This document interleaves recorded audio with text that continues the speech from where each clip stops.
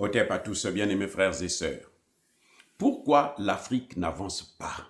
Pourquoi l'Afrique recule? C'est une question que je pose. On va tenter de répondre. Les Africains se battent, hein? Ah oui, les dirigeants africains, là, ils font tout. Même ceux que moi je critique. Nous les critiquons tous, oui, c'est vrai, nous les critiquons. Ils se battent. Les Paul Biya, les Sassou Nguesso, les Tshisekedi, dans le Sahel, ils se battent. On peut leur reprocher un certain nombre de choses. D'ailleurs, la plupart des reproches qu'on leur fait, ça vient de l'Occident. C'est l'Occident qui soulève et dit « Oh, vous voyez, lui-là, il est en train de faire ceci » pour affaiblir ces gens-là. La plupart des reproches qu'on leur fait, là, ça vient de l'Occident. Ce sont les Occidentaux qui disent que non, lui, il est en train de voler l'argent. Les biens mal acquis, c'est où? C'est pas en Occident que c'est sorti. C'est pas chez nous, hein. C'est sorti en Occident. Bien mal acquis, bien mal acquis, bien mal acquis. Maintenant, nous-mêmes, on a pris. Et puis bon, enfin, certains ont pris. Moi, j'ai toujours condamné ça. Je ne serais jamais d'accord que les Occidentaux puissent poursuivre les Africains qui ont détourné de l'argent chez eux, en Afrique. Non. Pour profiter de leur prendre leurs biens. Donc, on voit que les Africains se démènent, mais ils sont en train de patauger dans le yaourt. Oui, ils donnent des coups de pied dans l'eau. Ça n'a pas de sens. C'est ce que nous sommes en train de voir. C'est pour ça qu'on n'évolue pas. Parce qu'ils donnent des coups de pied dans l'eau. Mais pourquoi ils donnent des coups de pied dans l'eau? Pourquoi ils donnent des coups de pied dans l'eau? L'Afrique veut se développer. Très bien. Il n'y a aucun pays africain qui ne veut pas le développement. Même si les présidents africains, là, ils sont des gros voleurs pour la plupart et tout, machin, tout ça. Mais je dis, hein, dans leur tête, là, ils veulent le développement de leur pays. Mais ils n'arrivent pas à développer leur pays. Il y a un problème qu'il faut voir. Il y a un problème à la base. C'est lequel? C'est le fait qu'ils veulent suivre le modèle occidental du développement. Point. Ils veulent suivre le modèle occidental du développement. Vous n'avez pas vu que tous les pays africains, là, pour la plupart, ils ont tous des conseillers occidentaux, ils vont au FMI, à la Banque mondiale et tout. Le FMI et la Banque mondiale ont été créés pour les maintenir dans cette situation. Mais eux, ils courent tous par là-bas. Regardez Oligui Nguema, un journaliste a quitté la France jusqu'au Gabon pour lui demander « Bon, mais toi, est-ce que tu vas pouvoir signer les accords avec le FMI ?» Lui, son problème, c'est que Oligui Nguema rentre dans le FMI aussi. Alors que le FMI a déjà endetté le pays. C'est le FMI et la Banque mondiale qui sont à l'origine de ce que nous voyons là. Comment j'appelais ça? Les programmes d'ajustement structurel. Les PASS. C'était quoi? C'est ça qui a détruit nos pays. On dit vous n'investissez plus dans l'éducation, vous n'investissez plus dans la santé, vous n'investissez plus dans l'agriculture. Vous n'avez pas vu que tous nos pays là, même dans l'agriculture, on forme des ingénieurs. Mon pays, je le vois, on forme des ingénieurs au Congo. On avait des écoles d'ingénieurs, des universités, des machins, tout ça là. Quand ils finissent maintenant, ils n'ont pas de travail. Même eux, ils n'ont pas de travail. Alors qu'on a des terres partout. C'est qui? Mais c'est le FMI et la Banque mondiale. Ce sont les programmes d'ajustement structurel qui ont mis en place ces politiques-là pour qu'on ne puisse pas avancer. Donc nous, en suivant ce modèle-là, mais on est en train de partir. Vous voyez les petites avancées que vous voyez dans le Sahel, là, c'est parce que le Sahel n'est pas derrière le FMI et la Banque mondiale. C'est le FMI et la Banque mondiale qui courent maintenant derrière les pays du Sahel. Mali, Burkina, Niger. C'est le FMI qui vient. Moi, je veux vous donner un peu d'argent, comme ça vous allez vous... C'est eux qui veulent. Mais à force de vouloir suivre leur modèle, on ne pourra jamais se développer. Pourquoi? Parce que eux, ils sont développés puisqu'ils avaient l'esclavage et la colonisation. Ce sont deux avantages qui ont creusé l'écart. Et ils ont mis ces institutions comme le FMI, la Banque mondiale, pour continuer à poursuivre avec ces politiques. à maintenir d'une manière ou d'une autre. C'est même politique.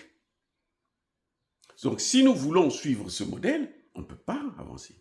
La Chine a suivi ce modèle. On vous a dit que la Chine a suivi ce modèle. Mais regardez comment la Chine, en 20 ans seulement, la Chine a dépassé tout le monde. 20 ans. Oui. La Banque centrale de Chine peut acheter le FMI à la Banque mondiale. La Chine vous met un stade, hein, un stade pour le mondial. 100 milliards. Quel autre pays qui peut faire ça au monde? Même les États-Unis ne peuvent pas. Nous ne pouvons pas suivre le modèle occidental et espérer se développer, à moins que nous puissions avoir aussi des colonies et des esclaves. Point. Eux, c'est ça qui a développé, qui a lancé leur système industriel. Donc, si nous voulons suivre leur modèle, nous devons partir à la base. Commencer d'abord par avoir des esclaves, après des colonies, et puis bon, on pourra monter. On va les avoir où? Entre nous, comme le Rwanda est en train de vouloir faire avec la RDC, ça n'a pas de sens. Tout le monde condamne ça. En tout cas, quiconque a la tête sur les épaules condamne ça. Donc, nous devons suivre un autre modèle. Créer notre propre modèle. Et ce modèle-là, occidental, inclut la démocratie. Ça inclut la démocratie. Si nous suivons cette démocratie-là, on ne pourra pas se développer. Les amis, il ne faut pas se leurrer. C'est ça qui est en train d'arriver. Plus nous le faisons, plus nous reculons. Si nous voulons nous développer, alors nous devons inventer notre modèle. On ne peut pas suivre un modèle qui est... D'ailleurs, le modèle occidental, là, il est à son apogée. C'est fini. Il est à son apogée. Il n'arrive plus. Et ils ne peuvent pas revenir encore changer parce que ça devient trop compliqué pour eux. C'est trop compliqué.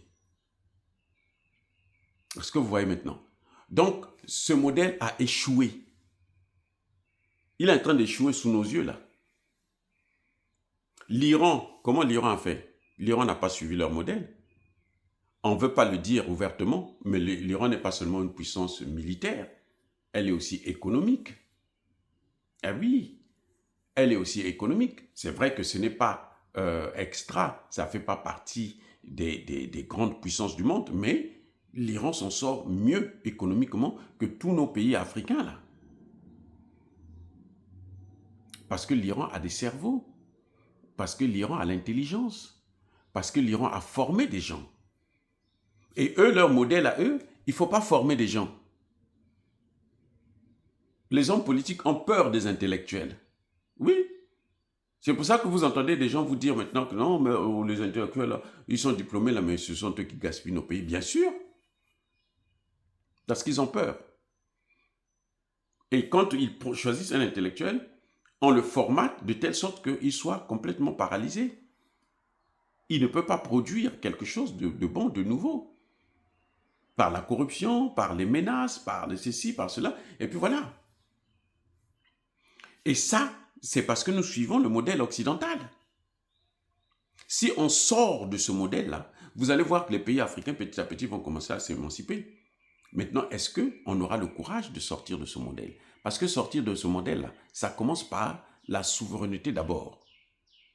Il faut être souverain dans tous les domaines. Il faut être souverain sur le plan économique, il faut être souverain sur le plan militaire, il faut être souverain sur le plan financier, la monnaie. Nous n'avons pas de monnaie. Regardez les pays d'Afrique centrale et Afrique de l'Ouest qui utilisent le CFA. Vous croyez qu'ils peuvent s'en sortir avec le CFA? Même, je vous ai déjà dit, là, le Mali, le Burkina, le Niger, là, il faut souhaiter que, mais Assimi Goïta, Tiani ou Traoré ne puissent jamais quitter le pouvoir. Si nous voulons voir les avancées là perdurer un peu, dès que l'un d'eux parle, c'est fini. Or, les fondements, parce que quoi? Parce qu'il n'y a pas de fondements pour le maintien, même après eux. Ils ont neutralisé Thomas Sankara. Il a fallu attendre combien d'années pour qu'un autre Thomas Sankara apparaisse au Burkina Faso? Mais si lui, il s'en va aussi, il faut attendre encore combien d'années? Vous croyez que ça va être pareil? Ça va être 2 fois plus? Ou peut-être même jamais. Donc, il est temps qu'on change de modèle. Changer de modèle, c'est la monnaie, c'est l'armée, la sécurité, c'est l'économie.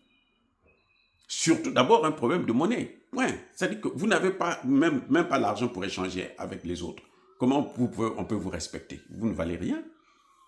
Le modèle occidental ne peut pas marcher avec l'Afrique. C'est ça mon point de vue. Soyez bénis, j'ai dit.